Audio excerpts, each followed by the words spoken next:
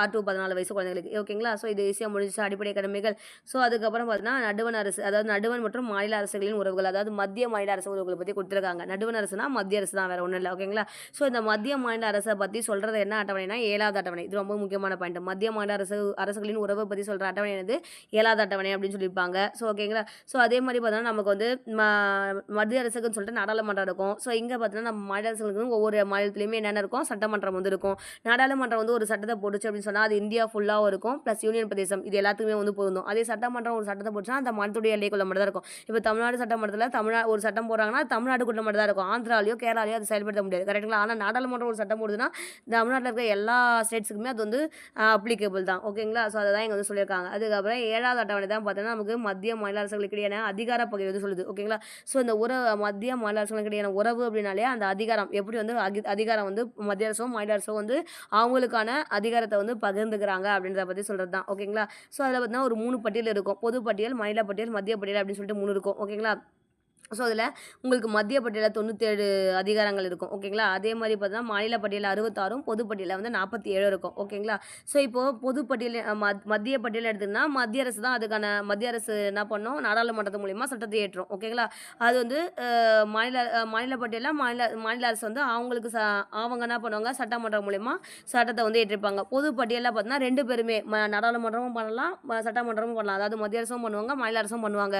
ஆனா இவங்க 2 பேருக்கு இடையில ஏதாச்சும் ஒரு கருத்து வேறுபடுவதுன்னா, அப்ப மத்திய சட்டமன்றம் என்ன சொல்லுதோ, அதுதான் வந்து அந்த சட்டம் தான் வந்து இறுதியா இருக்கும். பொது பட்டியல பொறுத்தவரைக்கும். பொது பட்டியல்ல மாநில அரசுக்கும் பங்கு இருக்கு, மத்திய அரசுக்கும் அதிகாரம் இருக்கு. 2 பேருமே சட்டம் இயற்றலாம். ஆனா இவங்க 2 பேருக்கு இடையில ஒரு கருத்து வேறுபாடோ, முரண்பாடோ இருக்குதுன்னா, அங்க மத்திய அரசு என்ன சொல்லுதோ, அதுதான் வந்து அங்க வந்து இறுதியா முடிவா இருக்கும் அப்படின்றத வந்து சொல்லியிருக்காங்க. ஓகேங்களா? இவ்வளவுதான் மத்திய அரசுக்கும், மாநில அரசுகளுக்கும் இடையேயான உறவுகள். ஸோ அதனுடைய என்னாவது அட்டவணை, 7வது அட்டவணை மொத்தம் 3 பட்டியல் இருக்குது. அந்த 3 பட்டியல்ல எத்தனை அதிகாரம் இருக்குதுன்னு ஞாபகம் வச்சுக்கோங்க. ஓகேங்களா?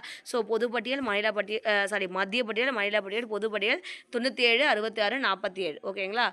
ஸோ இப்போ அது வந்து ஸ்டார்ட்டிங்ல இருந்தது. இப்ப என்ன பண்ணியிருப்பாங்க அப்டின்னா, இப்ப வந்து மாறிருக்கு வந்து அதாவது அந்த பாக்ஸ்ல குடுத்துருப்பாங்க. ஓகேங்களா? ஸோ மத்திய அரசு பட்டியல்ல இப்போ வந்து தற்போது எப்படி அதிகார பகிர்வு இருக்குன்னா, மத்திய அரசு பட்டியல்ல 100 இருக்கு. மாநில அரசுல 61 துறைகளும், 2க்கும் பொதுவான பொது பட்டியல்ல 52 வந்து இருக்குது அப்டின்னு சொல்லியிருப்பாங்க. ஓகேங்களா? ஸோ 42வது சட்ட திருத்தம் மூலியமா என்ன பண்ணியிருப்பாங்கன்னா, மாநில பட்டியல்ல இருக்கிற 5 என்ன பண்ணியிருப்பாங்க அப்டின்னா, ஃபர்ஸ்ட் இங்க பாருங்க. மாநில பட்டியல்ல எத்தன இருந்திருக்கு நமக்கு?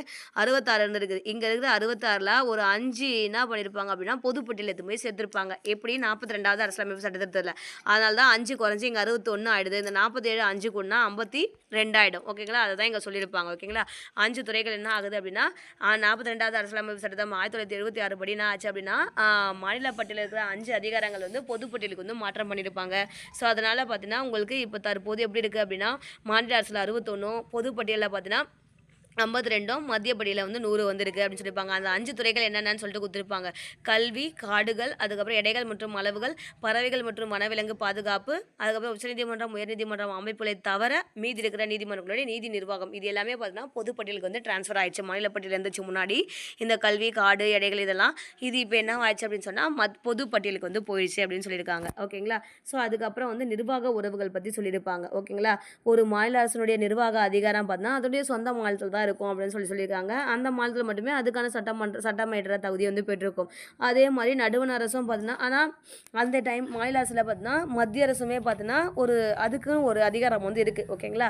ஸோ அது எந்தெந்த கண்டிஷனில் அப்படின்னா, நாடாளுமன்றம் தொடர்பான விஷயங்களில் ஒரு சட்டத்தை வந்து மாநில அரசு போடுறாங்க அப்படின்னா, அங்கே பார்த்தீங்கன்னா நாடாளுமன்றத்துக்கும் அங்கே வந்து சிறப்பு அதிகாரம் இருக்குது. அதே மாதிரி மாநில அரசுகளும் மத்திய அரசு கூட செஞ்சுக்கிற அந்த உடன்படிக்கைகள் அல்லது ஒப்பந்தங்கள் இதிலெல்லாம் பார்த்தீங்கன்னா மத்திய அரசுக்கும் பார்த்தீங்கன்னா ஒரு சிறப்பு அதிகாரம் வந்து இருக்குது அப்படின்னு சொல்லியிருக்காங்க. ஓகேங்களா?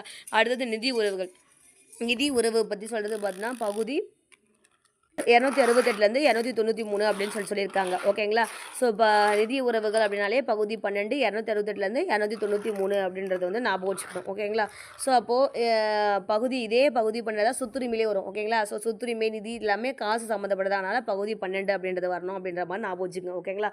ஸோ அதே மாதிரி பார்த்தீங்கன்னா இந்த இந்திய அரசியலமைப்பு சட்டப்பிரிவு 287 தான் பார்த்தீங்கன்னா குடியரசுத் தலைவர் நியமனம் செய்கிற நிதிக்குழுவின் பரிந்துரை அடிப்படையில் நடுவண் அரசு என்ன பண்ணுறாங்கன்னா சில வரிகளை வசூலிக்கிறாங்க. அப்போ நிதிக்குழு நிதிக்குழுன்றது அந்த நிதிக்குழுவை பற்றி சொல்கிற ஆர்டிகல் எதுன்னு கேட்டிங்கன்னா 280. ஓகேங்களா? ஸோ அந்த நிதிக்குழுவை நியமிக்கிற அதிகாரம் யாருக்கு இருக்குது அப்படின்னா குடியரசுத் தலைவருக்கு தான் இருக்குது. ஓகேவா? அந்த நிதிக்குழு என்ன பரிந்துரைக்குதோ அது மாதிரி வரியை வசூலிக்கிறாங்க. அதை என்ன பண்ணுறாங்க, மத்திய அரசும் மாநில அரசும் வந்து பிரிச்சுக்கிறாங்க. அப்போ இந்த பாயிண்ட்டில் நீங்கள் என்ன தெரிஞ்சுக்கணும் அப்படின்னா, நிதிக்குழுவை பற்றி சொல்கிற சட்டம் அரசியலமைப்பு சட்டப்பிரிவு வந்து 280. அந்த நிதிக்குழு அமைக்கிற உரிமை யாருக்கு இருக்குதுன்னா குடியரசுத் தலைவருக்கு வந்து இருக்குது அப்படின்றத வந்து ஞாபகம் வச்சுக்கணும். ஓகேங்களா? ஸோ அதே மாதிரி மத்திய மாநில அரசுகளின் உறவினை விசாரிக்க பார்த்தீங்கன்னா மத்திய அரசுக்கும் மாநில அரசுக்கும் இருக்கிற உறவை விசாரிக்கிறதுக்காக பார்த்தீங்கன்னா இந்திரா காந்தி தலைமையில் பார்த்தீங்கன்னா 1983 ஒரு சர்க்காரியா குழுன்னு ஒன்று வந்து அமைக்கிறாங்க. அந்த குழு பார்த்தீங்கன்னா மொத்தம் 247 பரிந்துரைகளை வந்து கொடுத்துருக்காங்க. அதில் 180 பரிந்துரைகள் மட்டும்தான் இப்போ வந்து மத்திய அரசு வந்து செயல்பட்டு இருக்குது. ஓகேங்களா? இதுக்கு முன்னாடி மத்திய மாநில அரசுகளுடைய உறவை பற்றி சொல்கிறது பார்த்தீங்கன்னா உங்களுக்கு வந்து சர்க்காரியா குழு. இதுக்கு முன்னாடி பார்த்தீங்கன்னா ஸ்வரன் சிங் குழுன்னு ஒன்று பண்ணியிருப்பாங்க. ஸ்வரன் சிங் குழு எதுக்கு, அடிப்படை கடமைகளை பற்றி சொல்கிறது. ஓகேங்களா? ஸோ அதை வந்து இந்த குழுக்களை வந்து நீங்கள் கமிட்டிஸில் வந்து கொஞ்சம் கன்ஃபியூஸ் ஆகலாம். ஸோ அதனால் அதை வந்து நல்லா பார்த்துக்கணும். அதுக்கப்புறம் பார்த்திங்கன்னா 1969 மத்திய மாநில அரசுகளின் உறவுகள் குறித்து முழுவதும் ஆராய தமிழக அரசு டாக்டர் ராஜமன்னா தலைமையின் கீழ் ஒரு 3 அடங்கிய குழு இதை நியமிச்சது. இது வந்து பார்த்துக்கணும். ஓகேங்களா? ஸோ மத்திய மாநில அரசுகளை பற்றி உறவுகளை ஆராயத்துக்குது இந்திரா காந்தி, அதாவது மத்திய அரசு என்ன பண்ணாங்கன்னா சர்க்காரிய குழுவை நியமித்தாங்க 83. அதே தமிழக அரசு என்ன பண்ணாங்க 69 என்ன பண்ணாங்கன்னா ராஜமன்னா தலைமையில் வந்து தமிழக அரசு தான் வந்து நியமித்தாங்க. ஓகேங்களா? அந்த ராஜமன்னார் குழுவில் மொத்தம் எத்தனை பேர் இருந்தாங்கன்னா 3 பேர் இருந்தாங்க. இதையே நம்ம வந்து பார்க்கணும். இது ரெண்டுமே மத்திய அரசு மாநில அரசுகளுடைய உறவுகளை பற்றி சொல்கிற குழு தான். ஓகேங்களா? அடுத்ததான் அலுவலக மொழின்னு சொல்லியிருக்காங்க. அலுவலக மொழிகளை பற்றி சொல்கிறது பார்த்தீங்கன்னா பகுதி 17 343 to 351. ஓகேங்களா? ஸோ பகுதி 17 அப்படின்னு வச்சுக்கோ. ஒருத்தனுக்கு நிறைய மொழி தெரிஞ்சிச்சு அப்படின்னு சொன்னால் அவனுக்கு எந்த ஒரு ஏழ்றமே இருக்காது அப்படின்னு வச்சுக்கோ. 17னா ஒருத்தனுக்கு மொழிகள் நிறைய தெரிஞ்சுன்னா அவனுக்கு எந்த ஒரு ஏழ்ற இல்லை. எங்கே போனாலுமே அவன் என்ன பண்ணிக்கலாம், தைரியமாக போகலாம் அப்படின்றத வந்து நான் வச்சுக்கலாம். ஓகேங்களா? ஷார்ட்கட்டாக. ஸோ அலுவலக மொழி ஃபஸ்ட்டு வந்து 14 மொழிகள் வந்து இருந்துச்சு. மொத்தம் எத்தனாவது அட்டவணை அப்படின்னா அலுவலக மொழிகளை பற்றி சொல்கிற அட்டவணை வந்து 8வது அட்டவணை அப்படின்னு நான் வச்சுக்கோங்க. ஓகேங்களா? இப்போ வந்து 22 மொழிகள் வந்து இருக்குது. ஓகேங்களா? ஸ்டார்டிங்கில் எத்தனை மொழி இருந்துச்சுன்னா 14, இப்போ 22 மொழி வந்து இருக்குது அப்படின்றது வந்து சொல்லியிருக்காங்க. ஓகேங்களா? ஸோ அதுக்கப்புறம் வந்து 2004 தான் பார்த்தீங்கன்னா இந்திய அரசு என்ன பண்ணிச்சுன்னா செம்மொழிகள் அப்படின்ற ஒன்றை வந்து இன்ட்ரடியூஸ் பண்ணுறாங்க. அதுபடி பார்த்தீங்கன்னா இது வரைக்கும் பார்த்தீங்கன்னா 6 மொழிகளுக்கு வந்து செம்மொழி அந்தஸ்து வந்து கொடுத்துருக்காங்க. அதில் நம்மளுடைய தமிழ் தான் வந்து ஃபஸ்ட்டு செம்மொழி ஆச்சு 2004. ஓகேங்களா? அதுக்கப்புறம் சமஸ்கிருதம். ஓகேங்களா? இது எப்படி நம்ம சொல்லலாம், நாளும் நம்ம என்ன பண்ணுறோம், தமிழ் தான் பேசுகிறோம். அப்போ 2004. அதுக்கு அடுத்த வருஷம் சமஸ்கிருதம் 2005, தெலுங்கு கன்னடம் 2 ஒரே கிலோவில் வரும் 2008, மலையாளம் 2013, அதுக்கப்புறம் ஒடியா பார்த்தீங்கன்னா 2014. இது வந்து நான் வச்சுக்கலாம். ஸோ மலையாளத்துக்கு ஈஸியாக நான் வச்சுக்கலாம். ஒருத்தன் 3 வேலையும் பார்த்தீங்கன்னா மலை ஏறிட்டு இருக்கான் அப்படின்றது வந்து ஞாபகம் வச்சுங்க. ஓகேங்களா? அதுக்கு அந்த மலை ஏறினதால அடுத்த வருஷமே அவனுக்கு என்ன ஆச்சு, கால் வந்து உடஞ்சி போச்சு அப்படின்றது வந்து ஷார்ட்கட்டாக ஞாபகம் வச்சுங்க. ஓகேங்களா? ஸோ அடுத்தது பார்த்தீங்கன்னா அவசர கால ஏற்பாடுகள். இங்கே சொன்னல தேசிய இதில் வந்து ஒரு 3 அவசர நிலை இருக்கும். தேசிய அவசர நிலை, மாநில அவசர நிலை, அதுக்கப்புறம் நிதி சார்ந்த அவசர நிலைன்னு இருக்கும். ஓகேங்களா? ஸோ 352, 356, 360 அப்படின்னு ஞாபகம் வச்சுக்கணும். ஓகேங்களா? ஸோ 352 தேசிய அவசர நிலையை வந்து சொல்லுது. தேசிய அவசர நிலை யார் பிறப்பிப்பார் அப்படின்னு பார்த்தீங்கன்னா இந்திய குடியரசுத் தலைவர் தான் வந்து பண்ணுவார். ஓகேங்களா? எப்போ அப்படின்னா போர் நடக்குது, இல்லை வெளிநாட்டர் வந்து நம்மளோட இந்திய பகுதி வந்து ஆக்கிரமிப்பு செய்கிறாங்க, இல்லை ஆயுதமேந்தி கிளர்ச்சி நடக்குது, இல்லை உடனடியாக இந்தியாவுக்கு ஏதோ ஒரு ஆபத்து நடக்குது, ஒரு அச்சுறுத்தல் இருக்குது அப்படின்னு சொன்னால் அப்போ இந்தியாவுடைய பாதுகாப்பு கருதி குடியரசுத் தலைவர் என்ன பண்ணுவார்னா 352 கீழே அவசர நிலையை வந்து பிறப்பிக்கலாம். ஓகேங்களா? ஸோ அதிலே 2 இருக்குது. வெளிப்புற அவசர நிலை, அதுக்கப்புறம் உள்நாட்டு அவசர நிலைன்னு சொல்லிட்டு 2 இருக்குது. வெளிப்புற அவசர நிலைன்றது போரோ இல்லை வெளிநாட்டவரோ நம்ம மற்ற நாட்டுக்காரன் வந்து இந்தியா வந்து ஆக்கிரமிச்சு செஞ்சுட்டான், இப்போ சைனாக்காரன் வந்து இந்திய பகுதியில் வந்து ஆக்கிரமிப்பு செய்கிறான், இல்லை போர் வரப்போகுது அப்படின்னா அவர் என்ன பண்ணலாம், அவசர நிலையை பிறப்பிக்கிறார் அப்படின்னா அது வந்து வெளிப்புற அவசர நிலை அப்படின்னு சொல்கிறாங்க. இல்லை இந்தியாக்குள்ளவே ஆயுதமேந்தி கிளர்ச்சி வந்து நடக்குது அப்படின்னா ஆயுதமேந்தி ஏதோ கிளர்ச்சி பண்ணுறாங்க அப்படின்னா அது வந்து உள்நாட்டு அவசர நிலை அப்படின்னு சொல்லியிருப்பாங்க. ஸோ இந்த மாதிரியான அவசர நிலைகள் எப்போ நடந்துச்சுன்னா 1962, 71, 75. ஓகேங்களா? ஸோ இந்தியா பாகிஸ்தான் போகிறப்போ இந்திய சைனா போகிறப்போ நடந்திருக்கும். ஓகேங்களா? 62 வந்து இந்தியா சைனா போர், இந்த 1975 வந்து பாகிஸ்தான் போர், இந்தியா பாகிஸ்தான் போகிறப்போ இது எல்லாமே நடந்திருக்கும். ஓகேங்களா? தேசிய அவசர நிலையை வந்து நம்ம வந்து அறிவிச்சிருப்பாங்க. ஓகேங்களா? அதுக்கப்புறம் மாநில அவசர நிலை வந்து 356. ஓகேங்களா? ஸோ இந்த மாநில அவசர நிலையம் பார்த்தீங்கன்னா ஒரு மாநில அரசால் வந்து கட்டுப்படுத்த முடியாத சூழல் வந்து இருக்குது அப்படின்னா அப்போ என்ன பண்ணுவார், ஆளுநர் என்ன பண்ணுவார்னா குடியரசுத் தலைவருக்கு வந்து ஒரு அறிக்கையை வந்து கொடுப்பாரு. அப்போ என்ன பண்ணுவார்னா குடியரசுத் தலைவர் வந்து 356 கீழே அவசர நிலையை வந்து அறிவிப்பார். ஓகேங்க? மாநில அவசர நிலையை வந்து அதையும் பார்த்தீங்கன்னா ஆளுநர் வந்து அறிக்கை கொடுப்பாரு குடியரசுத் தலைவருக்கு. குடியரசுத் தலைவர் தான் அதை என்ன பண்ணுவார், இம்ப்ளிமெண்ட் வந்து பண்ணுவார். ஓகேங்களா? ஸோ இந்த 352 படியில் ஓகேங்களா இந்த அவசர நிலையை வந்து மேக்ஸிமம் நம்ம வந்து 1 வருஷம் வரைக்கும் தான் இருக்கணும். 1 வருஷத்துக்கு மேலே வந்து இந்த அவசர நிலையை வந்து நம்ம வந்து தொடரணும் அப்படின்னா அதுக்கு வந்து வந்து சில கண்டிஷன் இருக்குது. எப்படின்னா 352 படி வந்து நடைமுறையில் இருக்கணும். ஓகேங்களா? அப்படி இல்லைனா தேர்தல் ஆணையம் வந்து சட்டமன்ற அதான் அந்த மாநிலத்தில் எலெக்ஷனே வந்து நடத்த முடியல அப்படின்னு சொல்லிட்டு ஒரு அறிக்கையை வந்து கொடுக்குறாங்க அப்படின்னா அந்த சமயத்தில் மட்டும்தான் இந்த மாநில அவசர நிலையை வந்து 1 வருஷத்துக்கு மேலே வந்து நீட்டிக்க முடியும் அப்படின்றத வந்து சொல்லியிருக்காங்க. ஓகேங்களா? ஸோ ஆனால் மேக்ஸிமம் அப்படி இருந்தாலுமே அதிகபட்சமாக 3 வருஷம் வரைக்கும் தான் அந்த அவசர நிலையை வந்து நம்மளால் வந்து வச்சுக்க முடியும். அதுக்கு மேலே வந்து இருக்க முடியாது. ஓகேங்களா? ஸோ அப்போ என்ன ஆகும்னா இப்போ ஒரு மாநிலத்தில் வந்து அவசர நிலை வந்து மாநில அவசர நிலை வந்து பிறப்பிக்கிறாங்க அப்படின்னா அங்கே இருக்க அந்த அப்போ ஆட்சி செய்கிற அந்த கவர்மெண்ட் வந்து ஃபுல்லாகவே கேன்சல் ஆகிடும். அதுக்கு பதிலாக ஆளுநர் தான் வந்து ஆட்சி செய்வார். ஆளுநர் தலைமையில் தான் அந்த அரசாங்கம் ஃபுல்லாகவே அந்த மாநிலம் ஃபுல்லாகவே வந்து செயல்படும். ஓகேங்களா? அப்போ யார் குடியரசுத் தலைவருடைய சார்பாக ஆளுநர் தான் வந்து அங்கே ஆட்சி செய்வாங்க. அங்கே இருக்கிற கவர்மெண்ட் ஃபுல்லாகவே வந்து ரிமூவ் ஆகிடும். ஓகேங்களா? ஸோ இந்த மாதிரி ஃபஸ்ட்டு 1951 பார்த்தீங்கன்னா பஞ்சாபில் வந்து மாநில அவசர நிலை வந்து பிறப்பிக்கப்பட்டது அப்படின்னு சொல்லியிருக்காங்க. அப்போ அங்கே வந்து என்னாச்சு குடியரசுத் தலைவர் ஆட்சி தான் நடைமுறைக்கப்படுது. ஸோ அப்போ ஒரு மாநிலத்தில் அவசர நிலை வந்து பிறப்பிக்கிறாங்க அப்படின்னா அந்த மாநிலத்தில் இருக்கிற கவர்மெண்ட் ஃபுல்லாகவே ரிமூவ் ஆகி அங்கே குடியரசுத் தலைவர் ஆட்சி நடக்கும். குடியரசுத் தலைவருடைய சார்பாக யார் வந்து ஆட்சி நடத்துவார் அப்படின்னா ஆளுநர் வந்து நடத்துவார். ஓகேங்களா? அதுக்கப்புறம் நிதி சார்ந்த அவசர நிலை வந்து 360. ஓகேங்களா? ஸோ நிதிநிலை தன்மைக்காகவும் இந்தியாவுடைய கடன் தன்மை அதே மாதிரி இந்தியாவுடைய பகுதியில் வந்து ஆபத்தில் இருக்குது அப்படின்னா அப்போ வந்து கண்டிப்பாக போர் நடக்குது ஆபத்தில் இருக்குன்னா ஒரு போர் வரப்போகுது அப்படின்னா அங்கே போர் நடக்கணும் நிறைய இந்தியாவுக்கு வந்து நிறைய வந்து நிதி தேவைப்படும். ஸோ அப்போ அந்த சமயத்தில் என்ன பண்ணான்னா நிதி சார்ந்த அவசர நிலையை வந்து அவர் வந்து பிறப்பிப்பார். ஓகேங்களா? ஸோ அப்போ என்ன ஆகும் அப்படின்னா அப்போ இந்த நிதி அவசர நிலையை பிறப்பிக்கிறார் அப்படின்னா எல்லா அரசு ஊழியர்களுடைய ஊதியம் படி அது உச்சநீதிமன்ற ஹைகோர்ட் ஜட்ஜி சுப்ரீம் கோர்ட் ஜட்ஜி எல்லாருடைய ஊதியமுமே பார்த்தீங்கன்னா குடியரசுத் தலைவர் ஒரு ஆணை பிறப்பிச்சார் அப்படின்னா எல்லாருடைய சம்பளமும் பார்த்தீங்கன்னா குறைச்சிருவாங்க. ஓகேங்களா? ஆனால் இந்த மாதிரியான நிதி சார்ந்த அவசர நிலையை இன்ன வரைக்கும் இந்தியாவில் வந்து அமுல்படுத்தலை அப்படின்னு சொல்லியிருக்காங்க. ஓகேங்களா? ஸோ தேசிய அவசர நிலையும் அமுல்படுத்தாச்சு மாநில அவசர நிலையும் வந்து பஞ்சாபில் பண்ணிட்டாங்க. அதாவது கேரளாலையும் பண்ணியிருப்பாங்க. ஓகேங்களா? ஆனால் இந்த நிதி சார்ந்த அவசர நிலை வரைக்கும் இன்னை வரைக்கும் இந்தியாவில் வந்து அமுல்படுத்தலை அப்படின்னு சொல்லியிருக்காங்க. அதுக்கப்புறமா தான் அமெண்ட்மெண்ட் அப்படின்னு தான் சட்ட திருத்தம் அப்படின்னு சொல்லுவாங்க. ஓகேங்களா? ஸோ சட்ட திருத்தம்னானது ஆல்ரெடி இருக்கிற ஒரு சட்டத்தில் நம்ம வந்து சின்னதாக வந்து அதை வந்து மாத்திரம் இந்த காலத்துக்கு ஏற்ற மாதிரி இப்போது நம்மளுடைய அரசியலமைப்பு எல்லாமே எப்போ எழுதுனாங்க 1950கள் காலத்தில் எழுதுனாங்க. 50 நடைமுறைக்கு வந்துருச்சு. ஓகேங்களா? 46லேருந்து எதை ஸ்டார்ட் பண்ணுறாங்க. ஆனால் அப்போ இருக்கிற சுச்சுவேஷனுக்கு மாதிரி ஏற்றுனாங்க. இப்போ நமக்கு என்னாச்சு நிறைய மாறிடுச்சு. அப்போ நம்ம இப்போ இருக்கிற காலத்துக்கு ஏற்ற மாதிரி நம்மளுடைய அரசியலமைப்பில் கொஞ்சம் சின்ன சின்ன மாற்றங்களோ இல்லை ஏதோ ஒன்று பண்ணுறோம் அப்படின்னா அதுதான் வந்து சட்ட திருத்தம் அப்படின்னு சொல்கிறாங்க. அதுதான் பாருங்கள் அமெண்ட்மெண்ட் அப்படின்ற சொல்லி பார்த்தீங்கன்னா திருத்தம் மாற்றம் அப்படின்லாம் மேம்படுத்தல் அப்படி சிறு மாறுதல் அப்படின்றத வந்து குறிக்குது அப்படின்னு சொல்லியிருக்காங்க. ஸோ அமெண்ட்மெண்ட்டை பற்றி சொல்கிற சட்டப்பிரிவு என்னென்னா பகுதி 20 368 சட்டப்பிரிவு ஒரே ஒரு சட்டப்பிரிவு தான். அமெண்ட்மெண்ட்டை பற்றி சொல்கிறது வந்து 368. ஓகேங்களா? அமெண்ட்மெண்ட்டை பற்றி சொல்கிறது என்னது 368 பகுதி 20 அப்படின்றத வந்து சொல்லியிருப்பாங்க. ஓகேங்களா? ஸோ நம்ம அமெண்ட்மெண்ட் பண்ணோம்னா அதில் என்னென்ன வழிமுறைகளை வந்து நம்ம என்னென்ன வந்து பின்பற்றணும் அதில் என்னென்ன அதுக்கு நாடாளுமன்றத்தில் என்னென்ன அதிகாரம் இருக்குது இது எல்லாத்தையுமே பார்த்தோன்னா அந்த 368 அப்படின்ற ஆர்டிகல் தான் சொல்லும். அமெண்ட்மெண்ட்டை பற்றி சொல்கிற பகுதி வந்து பகுதி 20 அப்படின்றது வந்து ஞாபகம் வச்சுக்கோங்க. ஓகேங்களா? ஸோ இதுதான் இந்த முக்கியமான பாயிண்ட். சரி ஓகே ஒரு அரசியலமைப்பு சட்டத்தை ஒரு அமெண்ட்மெண்ட் வந்து பண்ணுறோம் அப்படின்னா அதுக்கு என்னென்ன ஸ்டெப்ஸ் இருக்குது அப்படின்றது வந்து இந்த பாயிண்ட்டில் வந்து சொல்லியிருப்பாங்க. ஓகேங்களா? ஸோ இப்போ நாடாளுமன்றத்தில் கண்டிப்பாக 2 அவை இருக்குது. ஓகேங்களா? எல்லாருக்குமே தெரியும். ஓகேவா? மேலவை கீழவைன்னு சொல்லிட்டு 2 அவை இருக்கும். ஓகேங்களா? அந்த 2 அவையிலையுமே பார்த்தீங்கன்னா ஃபஸ்ட்டு வந்து என்ன பண்ணுவாங்கன்னா ஒரு சட்டத்திருத்த மசோதாவை வந்து அமல்படுத்துவாங்க. அதுக்கப்புறமா அந்த ஒவ்வொரு அவையிலையுமே பெரும்பான்மையான உறுப்பினர்கள் வந்து இருக்கணும். அதே மாதிரி அவைக்கு வந்தவங்களில் 2/3 பங்கு வந்து அவங்க வந்து ஒப்புதல் வந்து தெரிவிக்கிறாங்க அப்படின்னா அப்போ வந்து குடியரசுத் தலைவருடைய ஒப்புதலுக்காக அந்த மசோதா வந்து அனுப்புவாங்க. குடியரசுத் தலைவர் போய் சைன் ஆகிறதுக்கு குடியரசுத் தலைவருக்கு அனுப்புவாங்க. குடியரசுத் தலைவர் சைன் போட்டார் அப்படின்னு சொன்னால் அந்த சட்ட திருத்தமானது பார்த்தீங்கன்னா நடைமுறைக்கு வந்து வரும் ஏற்றுக்கொள்ளப்படுவாங்க. ஓகேங்களா? ஸோ ஃபஸ்ட்டு என்ன பண்ணுறாங்க ஒரு சட்ட திருத்த மசோதாவை 2 அவையிலையும் பார்த்தீங்கன்னா அமுல்படுத்துகிறாங்க.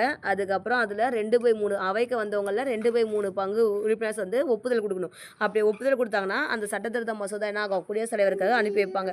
குடியரசுத் தலைவர் சைன் போடுறாரு அப்படின்னா அந்த அமெண்ட்மெண்ட் ஆனது இந்திய அரசியலமைப்பால் வந்து ஏற்றுக்கொள்ளப்படும் அப்படின்னு சொல்லியிருக்காங்க. ஓகேங்களா? அதே மாதிரி இந்த அமெண்ட்மெண்ட்டை நாடாளுமன்றத்தில் மட்டும்தான் வந்து பண்ண முடியும். மாநிலத்தில் இருக்கிற சட்டமன்றங்களில் அமெண்ட்மெண்ட் வந்து நம்மளால் பண்ண முடியாது. அதை நல்லா ஞாபகம் வச்சுக்கணும். ஓகேங்களா? ஸோ அதுக்கப்புறம் அதேதான் அந்த அரசியலமைப்பு சட்டத்தினுடைய வகைகள்னு சொல்லிட்டு 3 வந்து கொடுத்துருக்காங்க. ஓகேங்களா? 1 நாடாளுமன்றத்துடைய சாதாரண அறுதி பெரும்பான்மைலாம் திருத்தலாம். அடுத்தது பார்த்தீங்கன்னா சிறப்பு அறுதி பெரும்பான்மைலாம் திருத்தலாம். அதுக்கப்புறம் சிறப்பு அறுதி பெரும்பான்மையுடன் பாதிக்கும் மேற்பட்ட மாநில சட்டமன்றங்களையும் ஒப்புதல் வந்து இருக்கணும் அப்படின்னு சொல்லிட்டு இந்த 3 ஸ்டெப்ஸ் வந்து கொடுத்துருக்காங்க. ஜஸ்ட் ரீட் பண்ணிக்கங்க. ஓகேங்களா? ஸோ நான் ஆல்ரெடி ஃபஸ்ட்டே சொன்னல 42வது சட்டத்திருத்தம் என்ன சொல்லியிருப்பாங்க ஒரு சிறு அரசியலமைப்பு அப்படின்னு சொல்லுவாங்க. சிறு அரசியலமைப்பு அதாவது மினி கான்ஸ்டியூஷன் அப்படின்னு சொல்லுவாங்க. இல்லை குறு அரசியலமைப்பு அப்படின்னு சொல்லுவாங்க. ஓகேங்களா? அதுக்கப்புறம் அரசியலமைப்பு சீர்திருத்த குழுக்கள் அப்படின்னு சொல்லிட்டு 2 குழு அமைச்சு அமைச்சாங்க. ஓகேங்களா. ஸோ அது என்னென்ன குழுனா வெங்கடாச்சலயா குழுன்னு ஒன்று இருக்கும். அதுக்கப்புறம் எம்எம் பூஜி தலைமையில் ஒரு குழு பண்ணியிருப்பாங்க. ஓகேங்களா. ஸோ அரசமைப்புடைய செயல்பாடு எப்படி இருக்குது அப்படின்றத ஆய்வு செய்யறதுக்காக தான் வெங்கடாச்சலயா குழு அப்படின்ற ஒன்று பார்த்தீங்கன்னா 2000 வந்து இந்திய அரசு வந்து மத்திய அரசு தான் இந்திய அரசுனாலே மத்திய அரசு வந்து அமைக்கிறாங்க. ஓகேங்களா. ஸோ அது என்ன பண்ணுச்சு அப்படின்னு சொன்னால் அந்த குழு என்ன சொல்லுதுன்னா தேசிய சீராய்வு ஆணையம் ஒன்றை வந்து அமைச்சிச்சு. ஓகேங்களா. தேசிய சீராய்வு ஆணையத்தை அமைச்ச குழு எதுன்னு கூட கேட்கலாம். அது என்னதுன்னா வெங்கடாச்சலயா குழு. எப்போ அமைச்சாங்க அப்படின்னா 2000. யார் அமைச்சதுன்னா மத்திய அரசு வந்து அமைச்சது. ஓகேங்களா. எதுக்காக அமைச்சாங்க அப்படின்னா அரசியலமைப்புடைய செயல்பாடை குறித்து ஆய்வு செய்யறதுக்காக தான் அமைச்சாங்க. ஓகேங்களா. ஸோ இந்த ஒரு பாயிண்ட்டை இத்தனை கொஸ்டின்ஸ் வந்து கேட்க வாய்ப்பு இருக்குது. ஓகேங்களா. ஸோ அதுக்கு அடுத்தது பார்த்தீங்கன்னா அரசனுடைய பல்வேறு நிலைகள். ஓகேங்களா. ஸோ கவர்மெண்ட்டுடைய பல்வேறு நிலைகள், அவங்களுக்கு கிடைக்கிற தொடர்பு, பங்களிப்பு இதெல்லாம் நோக்கத்துக்காக இதெல்லாம் ஆராயத்துக்காக பார்த்தீங்கன்னா எம்எம் பூஞ்சி தலைமையில் பார்த்தீங்கன்னா 2007 ஏப்ரலில் வந்து ஒரு குழு அமைக்கிறாங்க. இதுலேயும் 3 உறுப்பினர்கள் வந்து இருக்கிறாங்க. ஓகேங்களா. ஸோ அப்போது இந்த குழுலாம் நீங்கள் வந்து ஞாபகம் வச்சுக்கணும். ஓகேங்களா. அப்போ மத்திய மாநில அரசுகளுடைய உறவுகளை பற்றி அமைக்கிறதுக்கு தமிழக அரசு ராஜமன்னார் தலைமையில் ஒரு குழு அமைச்சாங்க. அங்கே இந்திரா காந்தி அம்மா மத்திய அரசு என்ன பண்ணாங்கன்னா சர்க்காரியா குழுவில் பண்ணாங்க. ஓகேங்களா. அரசியலமைப்புடைய செயல்பாடை பற்றி அமைக்கிறதுக்காக வெங்கடாச்சலயா குழு அமைக்கிறாங்க 2000. ஓகேங்களா. அதுக்கு அப்புறம் பார்த்தீங்கன்னா பூஞ்சி தலைமையில் பார்த்தீங்கன்னா 2007 அரசினுடைய பல்வேறு நிலைகளுக்கும் அரசினுடைய நிலைகளுக்குடைய தொடர்பை பற்றி ஆராயறதுக்காக பூஞ்சி தலைமையில் ஒரு குழு அமைக்கிறாங்க. ஓகேங்களா. 2007. ஸோ பூஞ்சினாலே பூஞ்சை வந்தாலே 7.5 அப்படின்றத வந்து ஞாபகம் வச்சுக்கோங்க. ஓகேங்களா. அடுத்ததாக பார்த்தீங்கன்னா 2000 வெங்கடாச்சலயா அப்படின்னு சொல்லுவாங்க. வெங்கடாச்சலபதி கோயிலுக்கு போனால் அதாவது திருப்பதினா வெங்கடாச்சலபதினா நம்ம திருப்பதி தான் வரும். ஸோ திருப்பதிக்கு போனாலே நம்ம உண்டியில் 2000 ரூபா போட்டுட்டு வரணும் அப்படின்றத வந்து ஷார்ட்கட்டாக ஞாபகம் வச்சுக்கலாம். ஓகேங்களா. ஸோ இதெல்லாம் தான் இந்த பாடம். ஓகேங்களா. ஸோ இந்த லெசன்ஸில் இருக்கிற இம்பார்ட்டண்ட் பாயிண்ட்ஸ் எல்லாமே இதுதான். ஓகேங்களா. ஸோ முடிஞ்ச அளவு நான் என்னென்ன ஷார்ட்கட்ஸ் நான் யூஸ் பண்ணணும் அந்த ஷார்ட்கட்ஸையும் இடையில சொல்லியிருக்கேன். ஸோ இதெல்லாம் உங்களுக்கு யூஸ்ஃபுல்லாக இருந்துச்சுன்னா நம்ம இதுக்கப்புறம் ஜிகே வந்து கண்டினியூஸாக போடுவோம். நம்ம சேனலை ஃபாலோ பண்ணிக்கோங்க, சப்ஸ்கிரைபும் பண்ணிக்கோங்க. ஓகேங்களா. ஸோ அடுத்தது புக் பேக் பார்க்கலாம். ஸோ இங்கே பாருங்கள் முகவரியை பற்றிய சரியான தொடர் என்னன்னு கேட்டிருக்காங்க. ஆல்ரெடி நம்ம என்ன சொன்னோம், முகவரியை படிக்கும் போது முகவரி இந்தியாவை என்ன சொல்லுது, இறைமைமிக்க சமதர்ம சமசார்பற்ற ஜனநாயக குடியரசு அப்படின்னு சொல்லுதுல. ஸோ அப்போ ஆப்ஷன் டி தான் ஆன்சர். ஓகேங்களா.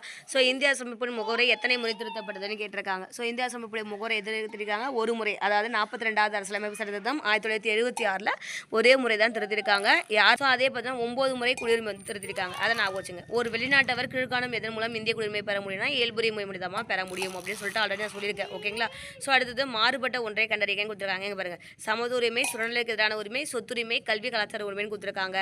ஸோ இது மீதி 3மே சொத்துரிமை மட்டும் தான் பார்த்தீங்கன்னா அடிப்படை உரிமை வந்து நீக்கிட்டாங்க. கரெக்டுங்களா. இப்போ அது சாதாரண ஒரு உரிமையாக இருக்குது.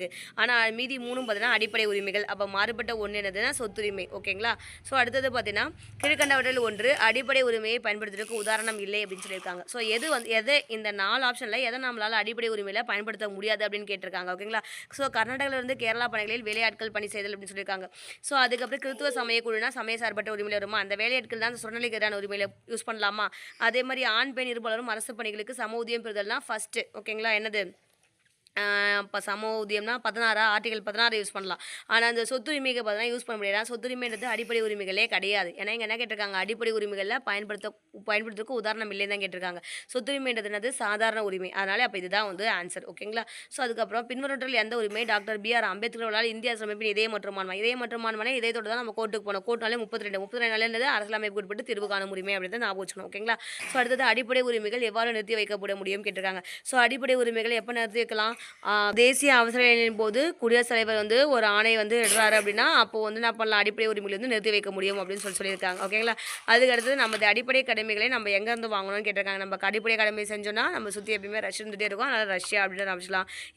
எந்த பிரிவின் கீழ் நிதி அவசர நிலையை அறிவிக்க முடியும் கேட்டிருக்காங்க. ஓகேங்களா. அப்போ நிதி அவசர நிலை 360, 352 தேசிய அவசர நிலை, 352 தேசிய அவசர நிலை, 356 மாநில அவசர நிலை, 370 வந்து நிதி சார்ந்த அவசர நிலை. கேட்டிருக்கிறது நிதி அவசர நிலை. அப்போ ஆப்ஷன் சி. அதுக்கப்புறம் பார்த்திங்கன்னா எந்த குழுக்கள் ஆணையங்கள் நடுவண மாநில அரசு உறவுகள் பற்றி சொல்லுதுன்னு சொல்லியிருக்காங்க. ஸோ ஆல்ரெடி பார்த்தோம். நமக்கு என்னது சர்க்காரியாவும் ராஜமன்னார் குழு தான் மத்திய மாநில அரசுடைய உறவுகளை பற்றி சொல்லுது அப்படின்னு பார்த்தோம். வெங்கடாச்சலயா குழு என்ன சொல்லுச்சு, அதனுடைய செயல்பாடுகளை பற்றி சொல்லுச்சு. கரெக்டுங்களா. அடுத்தது கோடிட்டிடங்கள் பாருங்கள். முதலே அரசியலமைப்பு என்னும் கொள்கை டேஷில் இருந்து அமெரிக்கா USA தான் வந்துச்சு. ஓகேங்களா. அரசியலமைப்பு நேரு சபையின் தற்காலிக தலைவராக யார் தேர்ந்தெடுக்கப்பட்டார், சச்சிதானந்த சின்ஹா தான் வந்து தேர்ந்தெடுக்கப்பட்டார்.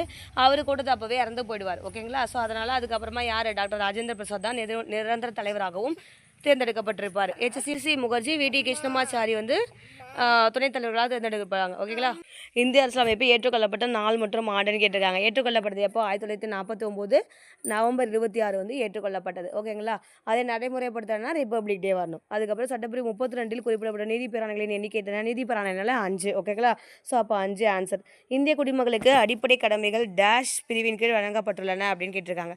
ஸோ அடிப்படை கடமைகள் வந்து கேட்டிருக்காங்க. ஓகேங்களா. கீழே வச்சுருக்காங்க. அடிப்படை கடமை ஸ்வரன் சிங் கமிட்டி தானே பண்ணாங்க. அப்போ என்னது அது? புதியசா பகுதி 4A 51A பிரிவின் கீழே வச்சுருக்காங்க அப்படின்றத வந்து ஞாபகம் வச்சுக்கணும். ஓகேங்களா. ஸோ அடுத்தது குடியுரிமை சட்டம் அப்படின்றது என்னது? நமக்கு 1955. ஓகேங்களா.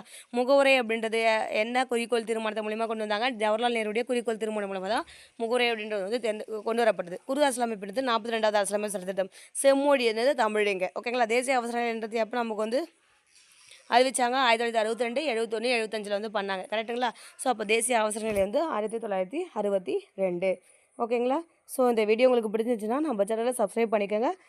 உங்கள் ஃப்ரெண்ட்ஸுக்கும் இந்த வீடியோவை ஷேர் பண்ணுங்கள். Thank you friends.